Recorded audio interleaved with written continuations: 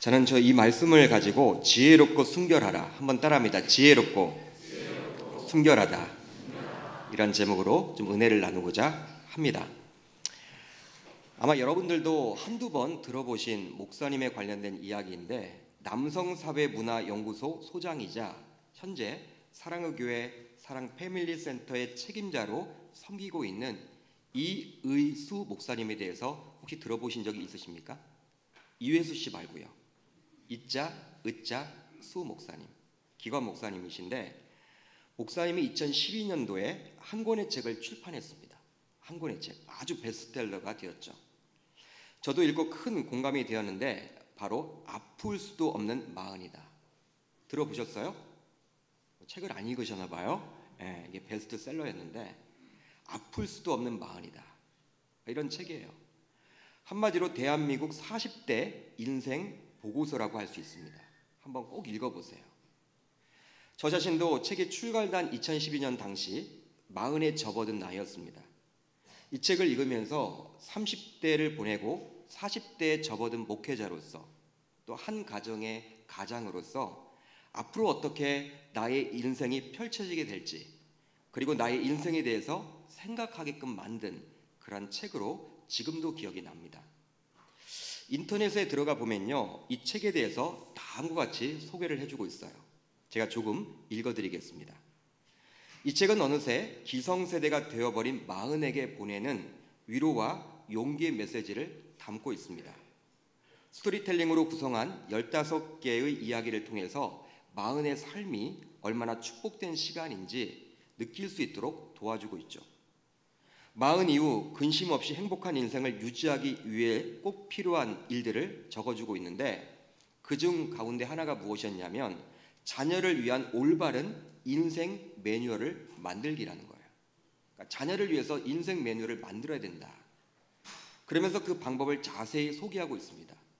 또 건강을 지켜야 하는 법, 내가 즐겁고 하고 싶은 일이 진정으로 무엇인지 깨닫고 나아가야 한다는 것, 부부가 함께 꿈꾸는 것이 인생의 마지막 순간까지 함께 의미 있는 노후를 보내는 행복 전략이라는 것들을 일깨우고 있습니다. 더불어 인생을 살다 보면 크고 작은 실패와 시련은 늘 있기 마련인데 지나온 인생에 대해 잘못 살았다라고 허탄해하고 스스로 비하기보다는 오히려 격려하고 칭찬하며 위로할 것을 당부하고 있는 책이에요. 여러분, 이 책을 읽고 있노라면 여러 사람들의 이야기가 나옵니다. 실제로 저자가 듣고 경험했던 분들의 이야기가 다수 나오는데 그 이야기 가운데 지금도 기억나는 이야기가 있어요. 마흔의 나이에는 아파서도 안 된다는 거예요. 40대의 나이에서는요, 아파서도 안 되고 아플 수도 없다는 것입니다. 참 그게 마음에 남아요. 마흔의 나이에 아프게 되면 아이들은 누가 양육하며 누가 지금 내가 살고 있는 이 집의 대출금은 누가 갚으며 우리 가정은 당장 무엇을 먹고 살 것인가 이런 고민이 있기 때문에 40대 나이에서는 아파서도 안 되고 또 아플 수도 없다라는 그분의 간증 이야기를 제가 읽었을 때 참 여러분 마음이 씁쓸했습니다. 아, 그렇구나. 그렇습니다. 한국 사회에서 살아간다는 것은 결코 쉽지 않아요. 결코 쉽지 않습니다. 직장에 다니든 사업을 하든 학교에 다니든 가정생활에 있어서도 모든 것들이 쉽지만은 않은 시대를 우리는 살고 있습니다. 여러분, 모든 것이 무엇입니까? 경쟁이죠. 경쟁이에요. 동물의 왕국과도 같습니다. 직장에 가면, 사업장에 가게 되면 약육강식의 원리가 여러분들 거기에 다 있는 거예요. 처음에 이제 기업에 입사를 하게 되면 동기들이 참 좋다고 하지만 어느 순간 이제 승진을 앞두고서는요, 이 동기들이 이제 불편하기 시작합니다. 동기를 여러분 젖혀야지만 내 자신이 올라가기 때문에. 지난주 중에 부산에서 사역할 때 알고 지내던 경찰 간부이신 집사님이 문자로 연락이 오래간만에 오셨어요. 오래간만에 왔습니다. 12월 중에 경무관 승진이 있는데 승진을 위해서 기도해달라고 저에게 요청이 왔습니다. 지금이 총경인데 이 왕무궁화 하나를 달려고 하니까 이게 만만치 않나 봐요. 이분은 믿음이 참 좋으신 분이십니다. 여러 교회 간증도 많이 다니시는 분이에요. 지금까지의 삶이 모두 하나님의 은혜였다라고 간증을 하시는 분이십니다. 경찰 조직 안에서도 믿음 좋은 안수 집사님으로 유명하신 분이세요. 어떤 일이 있냐면 이분이 경찰서장으로 가는 곳마다 여러분 너무나 다들 좋아해서 평가가 너무 좋은 거예요. 믿지 않은 지방 경찰청장님이 부임하게 되면 꼭 교회에 모시고 와요. 여러분 아랫사람이 이렇게 상사를 교회에 모시고 온다는 것은 결코 쉽지 않습니다. 조직 사회에서. 이분은 어떻게 해서든지 교회에 모시고 옵니다. 그만큼 노력을 하는 것이겠죠. 그 바쁜 경찰 생활 가운데서도 여름마다 선교지는 꼭 방문하셔서 선교 활동도 하시는 분으로 아주 유명하신 분이세요. 그런데 몇 번 승진해서 미끄러졌음을 제가 알기에 이번에는 하나님의 도우심이 있도록 간절히 기도해 드렸습니다. 이 집사님의 간증과 같이 하나님의 영광을 올리도록 말이죠. 그런데 참 승진이 쉽지 않다고 합니다. 쉽지 않나 봐요. 본인도 경찰대학교 출신이지만 경무관 TO 자체가 얼마 되지 않기 때문에 다 서울 경기권에서 그 TO를 가져간다는 거예요. 부산지방청에 있는 자신은 이렇게 참 쉽지 않다라는 그러한 이야기를 제가 들었습니다. 고백을 하더라고요. 이분의 고백처럼 세상의 모든 것은 우리의 생각대로 흘러가는 경우가 거의 없습니다. 아마도 이 자리에 나오신 분들 가운데서는 정말 월요일부터 토요일까지 치열하게 사시는 분들도 저는 있으리라 생각을 합니다. 새벽 예배를 나오다 보면요, 아직 해가 뜨기 전이에요. 요즘에 이제 어둡잖아요. 5시가 되기 전이었습니다. 저희 집에서 이제 신호등을 건너려고 서 있다 보면요, 신도림행 이렇게 버스에, 시내버스죠, 신도림을 가고 있는 그 시내버스에 사람들이 가득 차 있어요. 새벽 5시 전인데 첫 차를 타고 가는 것이죠. 사람들이. 야, 뭐가 그렇게 바쁠까? 얼마나 힘들까? 여러분, 뭐가 그리 바쁜지 버스 안에 타고 있는 사람들을 유심히 쳐다보면요, 표정이 없어요. 그냥 표정이 없는 거예요. 참 삶이 팍팍함을 제가 느끼겠더라고요.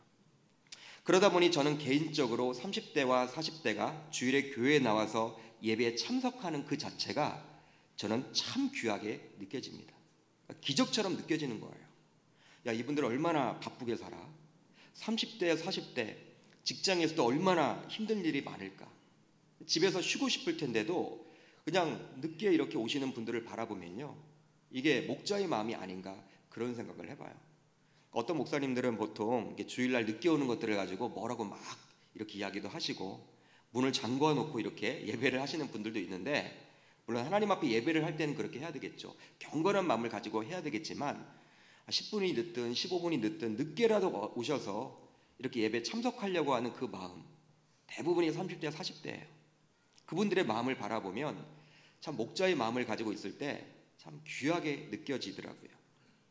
그 예배 시간에 이 자리에 나오기까지 얼마나 많은 결단이 있었겠습니까? 얼마나 그 시간에 집에서 휴식을 취하고 싶을까? 얼마나 그 시간에 운동을 하고 싶을까? 얼마나 그 시간에 야외에 나가서 지인들과 가족들과 놀고 싶을까? 시간을 보내고 싶을까? 그런 생각을 해봐요. 그러면서도 주일 예배뿐만 아니라 자신의 삶의 어려움을 교회에서 드려지는 예배, 양육과 훈련, 또 봉사 등에 적극적으로 참여함으로 풀 수만 있다면 얼마나 좋을까? 저는 그런 생각도 해봅니다. 결국 신자들은 세상 사람들과는 달리 예수 그리스도를 붙들고 이 세상을 살아가는데 답을 얻어야 하기 때문이죠. 신앙생활 따로, 현실의 삶 따로가 아니라 신앙생활로 현실의 삶의 어려움도 충분히 극복해낼 수 있기 때문에 그렇습니다. 이 자리에 나와서 예배하는 성도 여러분, 특별히 이 자리에 나와서 예배에 참석하고 있는 30대, 40대 귀한 믿음의 동역자 여러분, 오늘 말씀을 통해 우리가 어떤 자세로 이 땅에서 살아가야 할지 답을 얻고 돌아갈 수 있기를 주의 이름으로 축복합니다. 오늘 본문인 마태복음 10장은 예수님께서 자신의 12제자를 불러서 파송하시는 장면입니다. 10장 5절을 보시면요, 예수께서 이 12를 내보내시며 명하여 이르시되 라고 기록을 하고 있어요. 즉 예수님께서 적극적으로 자발적으로 12명의 제자들을 보내셨음을 보여주고 있는 것이죠. 여러분 10장 5절을 자세히 보십시오. 한번 여러분 눈으로 한번 읽어보십시오. 예수께서 이 12를 내보내시며 명하여 이르시되, 그러니까 적극적이죠. 우리 주님이 그렇게 하셨다라는 거예요. 내 보내셨다라고 나와 있습니다. 내 보냈다라는 건 주체가 누구라는 것입니까? 제자들이 아니라 우리 주님이란 거예요. 그러니까 주님이 12제자를 이렇게 내보내신 거예요. 적극적이죠. 주체적이죠. 자발적이죠. 예수님은 우선적으로 12제자를 불러주셨어요. 우리가 잘 알다시피 12제자를 불렀습니다. 그런데 불러서 가만 놔두지 않았어요. 그들에게 자신의 권능을 주셨죠. 그러면 어떠한 권능입니까? 바로 10장 1절을 보면 알 수가 있는데 우리가 한번 같이 읽어보도록 하겠습니다. 10장 1절입니다. 시작.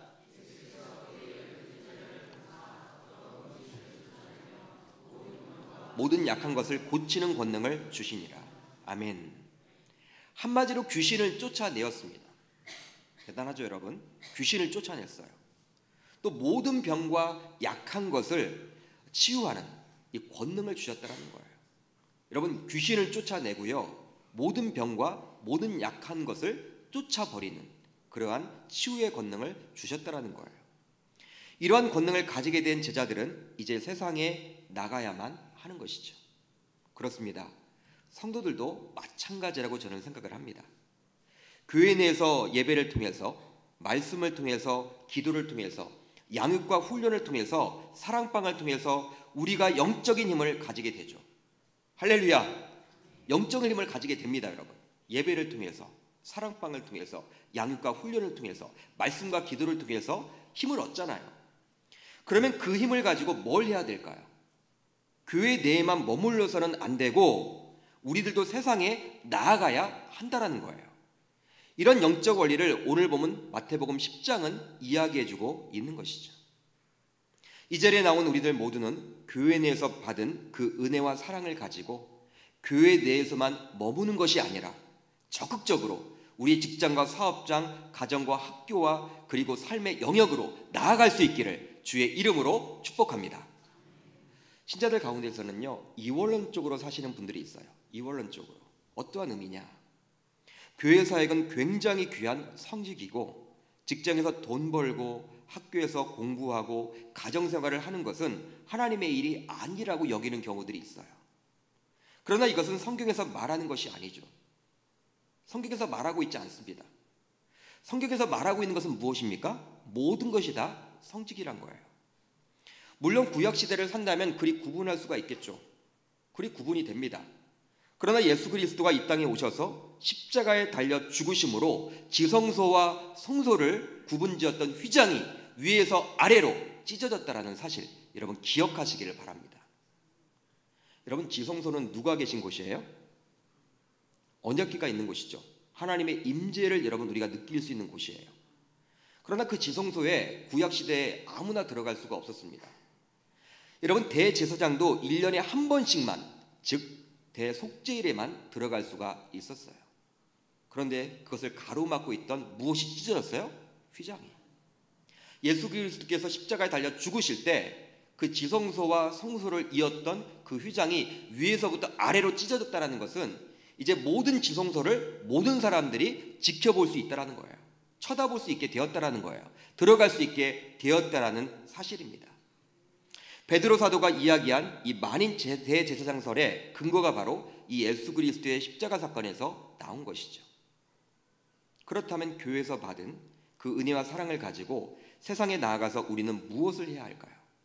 저와 여러분들은 무엇을 해야 할까요? 하나님을 믿는 신자로서 세상 사람들과 동일한 목적으로 살아가는 것이 아니기에 우리는 뭔가 달라야 합니다. 여러분, 세상 사람들은 직장에 나아가서 공부하는 목적 여러 가지가 있겠지만 여러분, 밖에 나가서 뭘 하기 위해서 살아갑니까? 다 돈 벌기 위한 거죠. 돈 벌기. 돈이 목적인 경우가 많아요. 돈이 최종 목적입니다. 공부하는 것도 돈이 목적이에요. 남들이 알아주는 직업을 가지려고 하는 것도 돈이에요. 건강하려고 하는 것도 모두 최종적으로는 돈과 연결이 되어 있습니다. 여러분, 소위 명문대에 들어가야지만 나중에 직업 가질 때, 직장에 취직할 때 좋은 대기업에 입사할 확률이 높아지기 때문에 그렇게 여러분 세상 사람들은 이 아이들로 하여금 좋은 대학에 갈 수 있도록 이렇게 이야기를 하죠. 확률이 높아지니까. 왜 한국 사회는 유난히 의사를 꿈꾸고 판검사를 꿈꾸는 사람들이 많을까요? 외국에 나가서 꿈이 뭐냐고 물어보면요, 성교제에 가서 아이들 꿈이 여러분 다양해요. 뭐 의사도 있고 판검사도 있겠지만 다양해요. 근데 한국 사회는요, 여러분 초등학교부터 중고등학교까지 다 대부분이 의사야. 다 대부분이 판검사입니다. 목사도 사자인데 목회자는 안 되려고 그래요. 예? 다 사자를 꿈꿔요, 여러분들. 왜 그럴까요? 이게 많아요, 여러분. 바로 돈을 많이 벌기 때문이죠. 왜 청년들이 유난히 공무원 시험에 목숨을 겁니까? 여러분 공시생 들어보셨죠? 공무원 시험을 준비하는 학생들을 이야기하는 거예요. 이 노량진에 여러분 버글버글 하잖아요. 우리 교회 근처에 있는 노량진에 가면요, 이 공무원 시험을 보려고 전국에서 몰려들잖아요. 참 공무원 학원들은요, 공무원 시험을 준비하는 학원들은요, 불황이 없대요. 불황의 시절에 여러분 더 몰린대요, 사람들이. 일반 학원은 안 돼도 공무원 시험을 치르려고 사람들이 몰리고 있는 거예요. 왜 그럴까요? 바로 안정된 노후 생활을 위해 필요한 연금이 나오기 때문에 그리 하는 것이죠. 돈과 연결되어 있어요. 왜 사람들이 강남에 집을 구입하려고 합니까, 여러분? 왜 다 강남으로 가려고 그래요? 강남에 집을 한 채 구입하면 집값이 많이 오르니까. 최종적으로는 결국 돈 때문입니다. 돈 거리는 여러분 시대를 우리는 살고 있어요. 한국 교회 안에도 이런 세상의 가치관인 돈이 어느 순간 들어와 버렸습니다. 그러다 보니 교회답지 못하고 어느 순간 세상을 닮아가게 되었던 거예요. 다툼이 있는 교회를 보면요, 여러분 작은 교회에서 다툼 나는 거 보셨어요? 막 개척교회에서 여러분 다툼 나는 거 보셨어요? 여러분 교회가 막 찢어지게 가난해. 근데 그런 교회에서 다툼 있는 거 보셨어요? 그런 교회는 다툼이 없어요. 어떤 교회가 여러분 다툼이 있습니까? 큰 교회, 재정이 많은 교회, 예산이 여러분 몇백억, 몇천억인 교회들, 그런 교회들이 여러분 다툼이 일어나요. 즉 겉으로 보면 신앙 때문에, 명분 때문에, 교리 때문에 싸우는 것처럼 보여도 결국은 돈 싸움인 경우가 많아요. 사랑하는 계명교회 성도 여러분, 그렇다면 세상은 이러한 돈을 추구하는데 혈안이 되어 있다면 우리는 이 세상에 어떤 목적을 가지고 나아가야 하는 것입니까? 나아가야 할까요? 어떤 목적을 가지고? 예수님께서 12제자들을 어디에 파송했는지를 보면 알 수가 있겠죠. 오늘 본문 5절 하반절로 6절을 보게 되면요, 이렇게 잘 나와 있어요. 이방인의 길로도 가지 말고 사마리아인의 고을에도 들어가지 말고 오히려 이스라엘 집에 잃어버린 양에게로 가라. 할렐루야. 여러분 어디로 가라고 나와 있습니까? 이스라엘의 집에 잃어버린 양에게로 가라는 거예요. 여러분 무엇입니까? 우선순위가 있음을 말하고 있는 거예요. 이 본문을 보게 되면요, 지금 우선순위가 있다라는 거예요. 즉 예수님 그리고 12제자들은 동족이었던 이스라엘 아래에 있는 방황하는 영혼에 최우선적으로 거기에 집중해야 함을 이야기해주고 있는 거예요. 그러면서 주님은 이렇게 12제자들에게 말하도록 하죠. 7절을 보면 가면서 전파하여 말하되 천국이 가까이 왔다 하고, 가면서 전파하여 말하되 천국이 가까이 왔다. 여러분 천국이 가까이 왔다는 건 뭐예요? 이 복음이죠. 바로 하나님의 말씀이죠. 바로 진리의 말씀, 복음을 이야기하는 거예요. 한마디로 복음 전파를 위한 목적에서 12제자를 이 세상에 파송하신 것입니다. 예수님께서. 이런 복음 전파가 결코 쉽지 않기 때문에 우리 주님은 그 12제자들에게 귀신을 내어 쫓고 연약한 자들을 고치고 병든 자를 고칠 수 있는 치유의 권능을 허락해 주셨다라는 사실이에요. 복음 전파가 쉽지 않기 때문에. 따라서 친자인 우리들도 이러한 복음 전파가 추구의 목적이 되어야 하는 거예요. 명문대에 입학하기 위한 목적도 복음 전파요. 대기업과 같은 남들이 알아주는 회사에 입사하기 위한 목적도 복음 전파요. 공무원 시험에 합격하여 공무원으로 살아가는 목적도 복음 전파요. 강남에 집을 사는 목적도 복음 전파가 되어야 하는 거예요. 내가 다니는 학교에, 내가 다니는 직장에, 내가 다니는 사업장에, 내가 다니는 헬스클럽에, 내가 다니는 수영장에, 내가 다니는 미용실에 불신자가 있다면 그 사람에게 복음을 전파하기 위해서 우리는 다녀야 하는 거예요. 여러분 헬스장에 가서 우리가 운동을 하지만 세상 사람들은 여러분 건강을 위해서 다니겠지만 우리는 건강도 있지만 무엇이 여러분 최우선이 되어야 합니까? 이 복음 전파. 복음을 전하는 거예요. 그것 때문에 우리가 그곳에 있는 거예요. 여러분, 내가 살고 있는 아파트, 예를 들어 우성 아파트에 살고 있다, 아니면 두산 아파트에 살고 있다, 아니면 내가 연립에 살고 있다, 그냥 개인 주택에 살고 있다. 주변 사람들 가운데 복음을 아직 모르는 분들에게 복음을 전하기 위해서 하나님은 그곳에 살도록 하신 거예요. 그것이 여러분, 우리들에게는 최종 목적이 되어야 하는 것입니다. 물론 이 땅에서 살아가기 위해서 돈도 필요합니다. 제 말에 오해가 없으시길 바라요. 돈을 절대로 무시하는 목사는 아닙니다. 그러나 앞뒤가 바뀌어서는 안 됨을 저는 여러분들에게 말하고자 하는 거예요. 그렇다면 직장에서, 사업장에서, 학교에서, 삶 속에서, 가정에서 우리는 어떻게 복음 전파의 사명을 제대로 감당해 나아갈 수가 있게 될까요? 아마 이 자리에 나오신 분들은 한두 번쯤은 복음을 전파해 본 경험을 가지고 있을 것입니다. 여러분, 복음 전파를 했을 때 여러분 그것이 쉽던가요? 쉬우세요? 쉽지 않죠. 결코 쉽지 않아요. 복음을 전하는 그 자체가 여러분 쉽지 않다는 거예요. 정말 어렵습니다, 여러분. 답은 오늘 본문 16절을 보면 알 수가 있어요. 같이 한번 읽어보도록 하겠습니다. 오늘 본문 10장 16절 시작. 보라,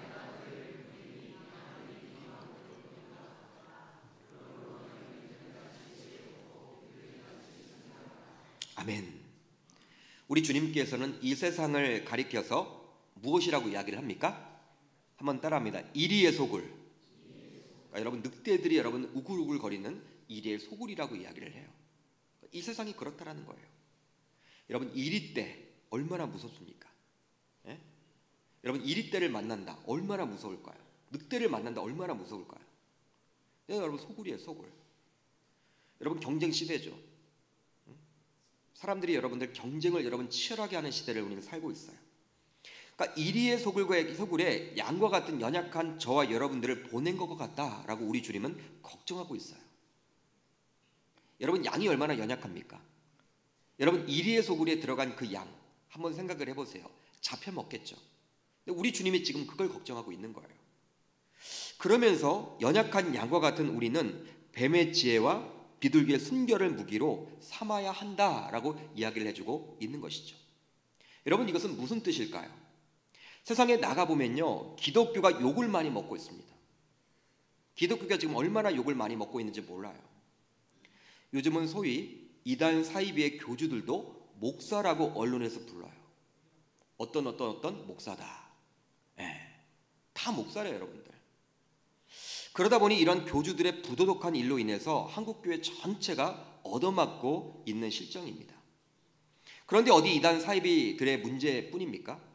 많은 교회들이 비윤리적인 문제로 인해서 언론에 오르내리고 있어요. 물론 대다수의 건강한 교회들이 있지만 100개 교회 가운데 한두 개만 그렇게 비윤리적인 문제로 언론에 오르내리게 되면요, 사람들의 관심은 나머지 98개, 99개의 건강한 교회에 있는 것이 아니라 다 어디에 있어요? 한두 개의 그 비윤리적인 교회에 가 있다는 거예요. 한국교회와 목회자에 대한 부정적인 생각을 불신자들이 우선 선입견으로 가지고 있는 상황 속에서 우리들은 어떻게 복음을 효과적으로 이 직장과 사업장에서 또 우리의 삶 속에서 전하게 될 수 있을까요? 여러분, 몇 가지가 있는데 한번 살펴보기를 원합니다. 바로 뱀같이 지혜로워야 합니다. 한번 따라합니다. 뱀같이 지혜로워야 합니다. 우리가 알기로 성경은 뱀에 대해서 부정적으로 그리고 있다는 것을 우리가 잘 알고 있어요. 요한계시록을 보아도, 창세기 3장을 보아도 이 뱀 하면 여러분 어때요? 긍정적인 면이 강합니까? 부정적인 면이 강합니까? 부정적이죠. 뱀은 악한 여러분들 동물의 대명사죠. 창세기 3장에서 인간을 죄악에 빠뜨린 사탄이 뱀의 형상으로 나타나서 인간을 속였기 때문에 여러분, 뱀은 여러분 부정적인 게 강해요. 뱀 좋아하는 사람은 아무도 없어요. 그렇지만 여기에서는 뱀의 부정적인 면이 아니라 긍정적인 면에 집중해주고 있다는 거예요. 주석학자들에 따르면 뱀은 숙련된 자기 보존 기술을 가지고 있다고 합니다. 뱀은 숙련된 자기 보존 기술을 가지고 있대요. 산에 가면 여러분 뱀이 잘 보입니까? 잘 보이지 않습니까? 땅꾼들은 잘 보인다고 하지만 저는 안 보이더라고요. 그러다가 여러분 물리죠. 사막에 있는 뱀은요 모래 색깔로 변해요. 그리고 숲에 있는 뱀은요 나무 색깔로 변해서 여러분 뱀이 있는지 잘 몰라요. 예. 뱀은 여러분 가운데 잘라도 어떻습니까? 살아남죠. 살아요 여러분도. 그만큼 여러분 이 생존력, 생명력이 강한 게 바로 뱀이에요. 이것은 바로 무엇으로 비유를 해볼 수가 있냐면 탁월한 능력을 말합니다. 즉 세상에 나가서 우리는 탁월성을 가져야 하는 거예요. 예수 믿는 신자로서 세상 사람들에게 복음을 전하고 교회로 이끌려면 그들보다도 훨씬 탁월해야 하는 거예요. 그냥 그들과 비슷비슷해서는 안 된다는 거예요. 여러분 성경의 인물 가운데 다니엘에 대해서 제가 말씀을 드린 적이 있죠. 다니엘이 바로 그런 사람이었습니다. 수없이 왕이 바뀌고 정권이 바뀌었던 그러한 상황에서도 다니엘은 살아남았습니다. 그것도 고위직으로 말이죠. 바로 새로운 왕조에서도 다니엘을 능가할 만한 사람이 없었기에 왕으로서도 그를 세우지 않을 수가 없게 된 거예요. 한번 생각을 해보세요. 여러분 왕이 바뀌고 정권이 바뀌면요 자기 사람을 세우고 싶을 텐데 이 다니엘보다 뛰어난 사람이 없어. 나라를 움직이려면 이 다니엘을 세워야 하는 거야. 어쩔 수 없이. 여러분 그 다니엘이 그만큼 탁월성이 있었다라는 사실이에요. 따라서 이곳에서 예배하는 30대 40대 성도들뿐만 아니라 우리들 모두는 정말 세상 모든 사람들이 꼼짝 못할 탁월성을 우리가 먼저 가져야 하는 것입니다. 여러분들의 신분이 의리의 위치에 있더라도 혹시 여러분 내가 신분이 의리의 위치에 있더라도 여러분들의 실력으로 인해서 갑의 신분에 있는 분이 여러분들 앞에서는 꼼짝없이 을처럼 되어야 하는 거예요. 여러분들의 실력 덕분에. 직장 상사 혹은 직장 오너가 여러분들의 눈치를 볼 정도로 여러분들의 탁월함을 가져야 하는 거예요. 여러분, 우리는 단순히 직장에 오래 다닐 수 있도록 기도하셔서는 안 됩니다. 어떤 분들은 그냥 직장을 오래 다닐 수 있도록 해달라고 기도를 하시는데 그렇게 기도하는 대신에 이런 탁월함을 가지고 직장 생활을 해나갈 수 있도록 기도하셔야 하는 거예요. 이 예배에 참석한 저와 여러분들 모두 자신에게 맡겨진 그 일에 있어서는 탁월함, 전문성을 가질 수 있기를 주의 이름으로 축복합니다. 그게 바로 여러분 뱀처럼 지혜로운 거예요. 여러분 이 땅에 살아가면요 이 탁월함이 필요해요. 예수 믿는 것으로 다 끝나지 않아요. 공부하는 학생들도 기도만 해서는 안 돼요. 열심히 여러분 공부해야 되겠죠. 그때 여러분 그것이 빛이 나는 거예요. 여러분들의 위치, 현 위치 가운데 여러분들의 탁월함을 꼭 가질 수 있기를 주의 이름으로 축복합니다. 그러니까 직장 상사가 여러분들이 직장을 옮길까 봐 전전긍긍할 수 있는 그런 몸값을 올릴 수 있는 여러분들의 탁월함을 가지셔야 해요. 그러니까 다른 사람들은 다 못 고쳐도 여러분들이 가면 되는 거예요. 여러분 그런 인생 멋지지 않습니까? 우리 30대 40대 성도 여러분들에게 도전을 드립니다. 그렇게 살아갈 수 있기를 주의 이름으로 축복합니다. 다음으로 비둘기같이 순결해야 합니다. 한번 따라합니다. 비둘기같이 순결해야 합니다. 비둘기는 보통 평화의 상징이죠. 평화의 상징. 요즘 우리 주변에 있는 닭둘기를 보시면 안 됩니다. 여러분 요즘 비둘기 어때요? 지저분하죠. 그리고 닭처럼 여러분 이렇게 뚱뚱해요. 비둘기는 여러분 얄렵해야 되는데 요즘 비둘기는 닭둘기처럼 마치 닭처럼 잘 날지를 못해. 하도 먹어서. 깨끗한 비둘기 여러분 오늘 본문은 이야기를 하고 있는 거예요. 구약 성경을 보게 되면 하나님께서는 가난한 자들을 위해서는 비둘기를 통해서 제사를 드리도록 했죠. 양과 소가 없을 때는 무엇으로 드리라고 했습니까? 비둘기. 하나님께 드려지는 제물을 말합니다. 그 제물은 흠없이 깨끗한 것이어야 했어요. 아무거나 드리지 않죠. 오늘 본문에 기록된 비둘기는 바로 그때 드려지는 비둘기를 이야기하고 있는 거예요. 순결은 바로 윤리적인 면을 말합니다. 윤리적인 면. 깨끗함을 말하는 것이죠. 세상 사람들이 왜 기독교를 그리 비난할까요? 바로 기독교에 대해서 기대감을 가지고 있기 때문에 그리 하는 거예요. 여러분 기독교에 대해서 기대감이 없다면 그냥 가만 놔둘 거예요. 될 대로 되라. 비난도 하지 않을 거예요. 근데 비난을 하고 있다는 것은 야 너희 기독교인들은 뭔가 좀 달라야 되지 않을까? 자신들을 믿지 않아도 기독교는 뭔가 달라야 한다라고 그들이 기대하고 있기 때문에 비난을 하고 있는 거예요. 그 기대감이 무너졌을 때 비난하는 것이죠. 그러기에 우리 신자들은 세상 사람들과는 분명히 달라야 합니다. 세상 사람들과 구별이 되어야 해요. 세상 사람들 가운데서도 탁월한 사람은 분명히 있을 거예요. 실력을 갖춘 사람들도 있습니다. 그러나 세상 사람들이 관행이라고 이야기하면서 여러분 따르는 것과 우리는 거슬러서 살아야 하는 거예요. 관행이 있죠, 여러분. 관행. 사업을 할 때도 관행이 있어요. 그렇게 해야 돼. 근데 우리는 관행을 거슬려 살아가는 거예요. 그렇게 할 때 세상 사람들은 분명히 우리들에게 관심을 가지게 될 것입니다. 세상의 언론에서 부정적으로 비춰지는 분들의 대부분은요, 요즘에 기독교인이라고 합니다. 요즘에 여러분 다 기독교인이에요. 세상에서 여러분 부정적으로 비춰지는 분들은 다 기독교인이야. 여러분 해경국 뭐시라고 하죠. 여러분 요즘에 그런 거 많이 나오잖아요. 근데 그분도 분당에 있는 모 교회에 출석을 한다고 그래요. 집사라고 하네요. 그리고 퇴사한 직원을 따귀 때리는 그분도, 그래서 여러분 동영상으로 해서 지금 여러분 구속된 그분도 여러분 교회를 열심히 다니는 분이라고 합니다. 이런 분들은 자신의 분야에서는 탁월함이 있는 분들이에요. 그러나 세상 사람들과는 구별되지 못하죠. 순결함이 없는 거예요. 순결함. 깨끗하지 못하죠. 거룩하지 못해요. 다니엘은 실력도 있었지만 주변 사람들이 흠을 발견하지 못할 정도로 도덕적으로 탁월한 사람이었습니다. 우리 계명교회 30대 40대 성도들과 이 예배에 참석한 저와 여러분들 모두 비둘기같이 순결할 수 있기를 주의 이름으로 축복합니다. 세상에 나가보면 탁월한 사람은 많아요. 그렇지만 순결한 사람은 적어요. 이 탁월함과 함께 우리가 비둘기처럼 순결함을 갖고 살아간다면 하나님이 기뻐하시는 삶이 되지 않을까 저는 생각을 해봅니다. 즉 지혜롭고 순결하게 된다면 우리는 이 세상에 나가서 주님이 우리를 보낸 그 목적인 복음 전파의 사명을 잘 감당하게 될 줄 믿습니다. 이제 이 말씀을 나 자신에 비추어 봅시다. 나 자신에 비추어 보면 좋을 것 같아요. 우리는 과연 어떤 목적을 가지고 이 세상을 살아가고 있습니까?